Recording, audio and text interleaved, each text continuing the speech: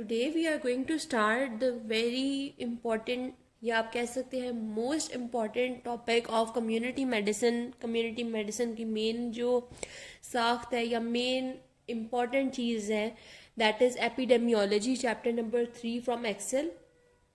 पढ़ा मैं आपको यहाँ से रही हूँ, प्लस एडिशनल बातें जो ज़रूरी हैं के पार्ट से वो मैं साथ ही यहाँ ही मेंशन करूँगी। और ये चैप्टर आपने बहुत अच्छे से समझना है। एक दफ़ा आपको समझ आ गई तो ये बिल्कुल भी कोई मुश्किल नहीं लगेगा। ये बच्चों को लगता है एक बहुत बड़ा पहाड़ है, हवा बना हुआ है कि ये इतना। एक तो थोड़े चैप्टर्स बाकी में से ये लंबा भी है और मोस्ट इम्पॉर्टेंट भी है, तो आपको हमेशा से ये डराया जाता है कि एपिडेमियोलॉजी ये तो नहीं हो सकती आराम से। लेकिन आप अगर ये एपिडेमियोलॉजी की कंप्लीट सीरीज देखें तो I hope so and I believe कि ये बहुत इजीली कवर हो जाएगा और कॉन्सेप्चुअल बेसिस पे इसको हम लेके चलेंगे ताकि लिमिटेड चीज़ें रहे जो आपकी क्रैमिंग के लिए हों और आप मैक्सिमम अंडरस्टैंड कर सकें। सो एपिडेमियोलॉजी से स्टार्ट कर रहे हैं। फर्स्ट ऑफ ऑल डेफिनेशन है। डेफिनेशन अब इसमें एक्सप्लेन मैं थोड़ा कर देती हूँ, लेकिन ये एज इट इज़ आपने याद रखनी है। वन ऑफ द डेफिनेशंस जो आपको एज इट इज़ आनी चाहिए। अब ये क्या है epidemiology? This is the study basically, because logy है तो ये स्टडी है of the distribution and determinants of health related events, states और इवेंट्स। अब डिस्ट्रीब्यूशन क्या होता है? फ्रीक्वेंसी, कितनी ज़्यादा कोई डिजीज़ या कोई health related event like vaccination, immunisation, कोई चीज़ भी कितना उसका फैलाव है, कितने हद तक कवरेज है उसकी, या कोई डिजीज़ है तो उसके हवाले से देखेंगे। एंड द डिटर्मिनेंट्स, डिटर्मिनेंट्स होते हैं रिस्क फैक्टर्स। तो क्या डिस्ट्रीब्यूशन यानी फ्रीक्वेंसी और डिटर्मिनेंट्स हैं किसी हेल्थ रिलेटेड इवेंट के या फिर डिजीज़ के इन अ स्पेसिफाइड पॉपुलेशन। अब ये एक पॉपुलेशन के अंदर हम इसकी बात करेंगे, यानी हमारी पॉपुलेशन प्री डिफाइंड होगी और उसके बाद ये सारी स्टडी करेंगे हम एक पॉपुलेशन पे and application of this study for the control of health problems. ना सिर्फ हमने ये स्टडी करनी है, स्टडी के मुख्तलिफ पैटर्न्स हम देखेंगे और उस सारे को हमने फिर इम्प्लीमेंट कैसे करना है। अब उसके बाद आ जाते हैं कंपोनेंट्स। यहाँ पे 3Ds हैं, ये मोस्ट इंपॉर्टेंट है, आपने इसको याद रखना है। Disease, frequency, distribution and determinants. Frequency क्या होती है कि कितनी बार एक चीज़ अगर हो रही है। फ्रीक्वेंसी जैसे आप मैथ्स में देखते हैं वही चीज़ है यहाँ पे कि उस डिजीज़ की अक्रेंस कितनी ज़्यादा है। उसके बाद आता है डिस्ट्रीब्यूशन। डिस्ट्रीब्यूशन हम किस लिहाज से करते हैं? Distribution by time, place and person. अब यहाँ पे 3 बेसिस पे हम कर रहे हैं, ये आपने याद रखना है। उसके बाद आता है डिटर्मिनेंट्स। डिटर्मिनेंट्स होते हैं रिस्क फैक्टर्स। अब रिस्क फैक्टर्स होते हैं host related, agent related and environmental related. तो एम्स आपने देख लेना है कि ये डिस्ट्रीब्यूशन और मैग्नीट्यूड ऑफ किसी भी इवेंट या डिजीज को हम देख रहे हैं, इसकी हमने डिस्ट्रीब्यूशन देखनी है। सेकेंडली हमने वो रिस्क फैक्टर्स आइडेंटिफाई करने हैं, ये वही पॉइंट्स आ गए। और फिर हमने वो डाटा प्रोवाइड करना है जिससे ये सारी प्लानिंग होगी और उसके बाद उसकी इम्प्लीमेंटेशन हमने कैसे करनी है। ये मेन एम्स हैं ऑफ द एपिडेमियोलॉजी। फिर आ जाता है यूजेस ऑफ एपिडेमियोलॉजी। एक दफ़ा इसको रीड कर लेना है, there is nothing difficult in this. उसके बाद है एपिडेमियोलॉजिकल अप्रोच। अच्छा, ये वैसे वो चैप्टर है जिसमें से ज़्यादातर आपको सिनेरियो दिया जाता है या मैथमेटिकल क्वेश्चन होता है, लेकिन फिर भी बाकी चीज़ें करना ज़रूरी है और इनको समझना भी बहुत ज़रूरी है। बिकॉज ना सिर्फ कम्युनिटी मेडिसिन में, बाकी आगे भी रिसर्चेस के लिए आपको ये इन्फॉर्मेशन काम आएगी। एपिडेमियोलॉजिकल अप्रोच में 2 चीज़ें आती हैं। आस्किंग क्वेश्चन, यानी जब एक क्वेश्चन होगा तभी हम उस पर रिसर्च करते हैं। ये बेसिकली रिसर्च रिलेटेड डाटा है सारा इसमें चैप्टर में। जब एक क्वेश्चन अराइज करता है तभी हमारी जो है रिसर्च स्टार्ट होती है। और फिर मेकिंग कंपैरिजन। अब कंपैरिजन में हम क्या करते हैं कि हमने इन्फ्रेंसेस ड्रॉ करते हैं और फिर उसके बाद उसको टेस्ट किया जाता है जो एक्सपेरिमेंटल स्टडीज़ में आता है। उसके बाद हम देख लेते हैं कुछ टूल्स ऑफ मेजरमेंट। अच्छा, this is very important. Tools जो हैं आप पहले इनको बेसिक इनकी समझ लें, फिर उसके बाद हम इनके फार्मूलाज पे जाएंगे। तो सबसे पहले देख लेते हैं रेट क्या होता है। अच्छा, ये 3 टूल्स हैं, रेट, रेशो एंड प्रोपोर्शन। इनको हम बारी बारी देख रहे हैं। रेट क्या होता है? बेसिकली ये वो फ्रीक्वेंसी वाली बात है, लेकिन फ्रीक्वेंसी आप इतने बता दें ना 4 टाइम्स 5 टाइम्स, इस तरह नहीं है ये। This measures the occurrence of some particular event in a population during a given time period. एक टाइम पीरियड में सपोज कि ये एक साल में 2020 में क्या रेट था किसी डिजीज का, नंबर ऑफ डेथ्स कितनी थी। अब ये हमने कैलकुलेट करनी होती है पर 1000 पीपल, तो एक ये तो फॉर्मूला में इन 2000 हम करते हैं। फिर जहां भी रेट की बात आती है आपने याद रखना है कि जो न्यूमरेटर है this is a part of denominator, यानी कि अगर हम यहाँ पे देख रहे हैं number of deaths in 1 year, क्योंकि हमने टाइम पीरियड स्पेसिफाई करना है, या इन ईयर दिस ईयर 2020 या 1 ईयर या जैसे भी आप कहें, divided by mid year population. जब तक कोई स्पेसिफाई आपको नहीं किया जाता तब तक यहाँ पे मिड ईयर पॉपुलेशन ही आएगा। अब ये मिड ईयर पॉपुलेशन के ही अंदर इंक्लूडेड थे वो लोग जिनकी डेथ हुई है, तो ये numerator is a part of denominator.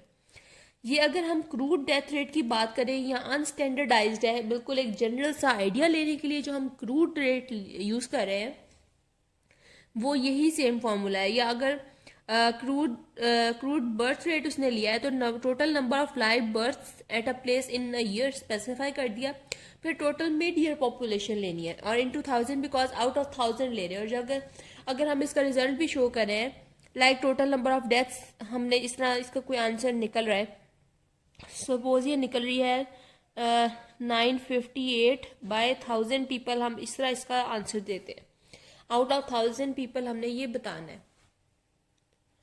उसके बाद आता है, अच्छा एक ये बात इंपॉर्टेंट है, मिड ईयर पॉपुलेशन आपने क्यों लेनी है, बिकॉज साल के स्टार्ट में पॉपुलेशन कम होती है और एंड पे ज़्यादा होती है, तो मिड ईयर ले रहे हैं ताकि हम एक एवरेज वैल्यू ले सकें। अब स्पेसिफिक रेट वो होता है जिसमें हमने कोई चीज़ स्पेसिफाई कर दिया, लाइक स्पेसिफिक कॉज, यहाँ पे हमने की है number of deaths in 1 year.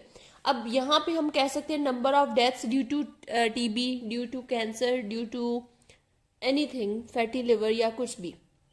जब हमने यहाँ डिजीज स्पेसिफाई कर दी इसी इक्वेशन के अंदर जो हमने पहले देखी है, तो ये हो गई स्पेसिफिक कॉज या अकरिंग इन स्पेसिफिक ग्रुप। ठीक है, नंबर ऑफ फीमेल कह दें आप, नंबर ऑफ चिल्ड्रन की बात करें, एक हमने एज ग्रुप या किसी भी लिहाज से उसको स्पेसिफाई कर दिया है, या फिर ड्यूरिंग स्पेसिफिक टाइम पीरियड, जैसे यहाँ पे लिखा है 1 ईयर, मैंने आपको एग्जांपल दी थी इन ईयर 2020, 2019, एनीथिंग। आप ईयर को स्पेसिफाई कर दें, जिसकी हम बात करें इसको स्पेसिफाई कर दें, या फिर आप टाइम पीरियड स्पेसिफाई करें, ग्रुप स्पेसिफाई करें, कॉज की वजह से हो रही है डेथ, ये यानी नंबर में, डेथ में, ईयर में कोई किसी भी जगह स्पेसिफिकेशन कर रहे हैं, उसको हम कहेंगे स्पेसिफिक रेट। अब इसकी कुछ एग्जांपल है, infant mortality rate. Mortality rate यानी डेथ्स की वही बात है, यहाँ इन्फेंट में ले लूंगी तो ये हो जाएगा infant mortality rate, maternal mortality rate या नियोनेटल, यानी मैंने यहाँ पे स्पेसिफाई कर दिया। अब उसके बाद दूसरी बात आती है, एक हमने क्रूड ले लिया, एक हमने स्पेसिफिक ले लिया, तीसरा आता है एडजस्टेड या फिर स्टैंडर्डाइज्ड। अब यहाँ स्टैंडर्डाइजेशन करने का मकसद क्या है और हम क्यों कर रहे हैं, इसको कैसे कर रहे हैं, ये आगे डिटेल से हम देखेंगे। आपने जस्ट यहाँ पे याद ये रख लेना है कि रेट्स में आगे 3 टाइप्स हैं और इसकी डिटेल हमने नेक्स्ट देखनी है, तो ये परेशान नहीं होना यहाँ पे। नेक्स्ट हम देख रहे हैं रेशो। रेशो क्या होता है, रिलेशन होता है बिटवीन 2 थिंग्स। अब यहाँ पे क्या है कि numerator is not a part of denominator, लेकिन वो समहाउ रिलेटेड है। हम क्या रेशो कैसे लेते हैं, मेल टू फीमेल रेशो जैसे हम लेते हैं ऐसे ही लेते हैं ना, लाइक 9/10 सपोज कोई रेशो हम लेते हैं, इसी तरह से होती है। अब यहाँ पे न्यूमरेटर और डिनोमिनेटर आपस में समहाउ किसी तरह से रिलेटेड है, ये नहीं है बिल्कुल कि यहाँ पे हम पर्सन्स को कंपेयर कर रहे हैं इंसेक्ट से, इस तरह नहीं है, समहाउ रिलेटेड जरूर है लेकिन it is not a part of denominator.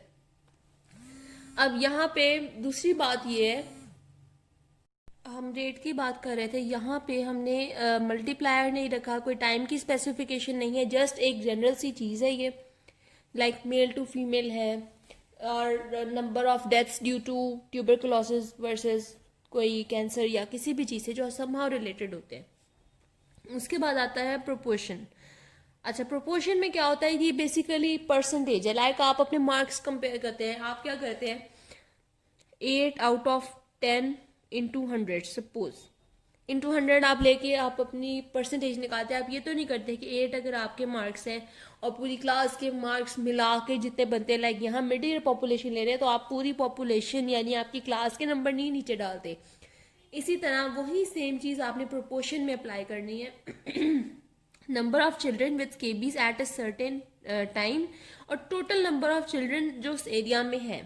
यहाँ आपको पूरी वर्ल्ड पॉपुलेशन से, कंट्री की या सिटी की पॉपुलेशन से नहीं, एक स्पेसिफाई कर लिया ये जगह, यहाँ पे टोटल जितने लोग हैं, टोटल चिल्ड्रन हैं, उनमें से कितनों को स्केबीज है, लाइक ये फ्यू जो इन्वॉल्व हैं इस डिजीज में, वो कितने हैं आउट ऑफ ऑल दीज, ना कि टोटल वर्ल्ड में से। ये जिस तरह परसेंटेज निकालते हैं उसी तरह आपने करना है। जैसे आप अपने मार्क्स जो टोटल आप ऑब्टेन हो सकते हैं वो लेते हैं, ना कि पूरी क्लास के मार्क्स। तो ये बन गया प्रोपोर्शन। अब यहाँ न्यूमिनेटर जो है refers to number of times an event occur, like sickness, spell और ये सारी चीजें, ठीक है। डिनोमिनेटर की हमने बात कर ली। डिनोमिनेटर क्या है, रिलेटेड टू पॉपुलेशन है या टोटल नंबर ऑफ इवेंट से रिलेटेड होता है। अगर हम पॉपुलेशन की बात करें तो यहाँ पे मिड ईयर पॉपुलेशन हम भी ले सकते हैं और यहाँ पे हम पॉपुलेशन एट रिस्क भी ले सकते हैं, लाइक नंबर ऑफ आप कह सकते हैं deaths due to cervical cancer. अब यहाँ पे आप डिनोमिनेटर में पॉपुलेशन एट रिस्क यानी कि फीमेल इन रिप्रोडक्टिव एज लेंगे। यहाँ पे आप मिड ईयर पॉपुलेशन ले लें जिसमें मेल भी इंक्लूडेड है। अब वो लेने से आपकी कोई एक्यूरेसी नहीं रहेगी रिजल्ट में। फिर पर्सन टाइम का आप भी यूज़ कर सकते हैं। उसमें ये आगे जो हमने स्टडीज़ के पैटर्न देखना है उसमें हम देखते हैं कि लाइक अगर आपने 5 पीपल को 10 ईयर के लिए ऑब्जर्व कर लिया या फिर 10 पीपल को सिर्फ 5 ईयर्स के लिए ही ऑब्जर्व कर लें तो सेम चीज़ होती है। पर्सन टाइम इसको हम कहते हैं। यानी इसमें डिनोमिनेटर मुख्तलिफ लिहाज से आप यूज़ कर सकते हैं। इसी तरह इवेंट के लिहाज से हो सकता है कि नंबर ऑफ एक्सीडेंट्स जैसे आप ले रहे हैं, in case of accident number of accidents पर 1000 व्हीकल्स या पर मिलियन व्हीकल माइल्स, या जिस तरह से भी आप इवेंट्स के लिहाज से भी ले सकते हैं। फिर आता है measures of mortality. Okay, we will continue this in the next part.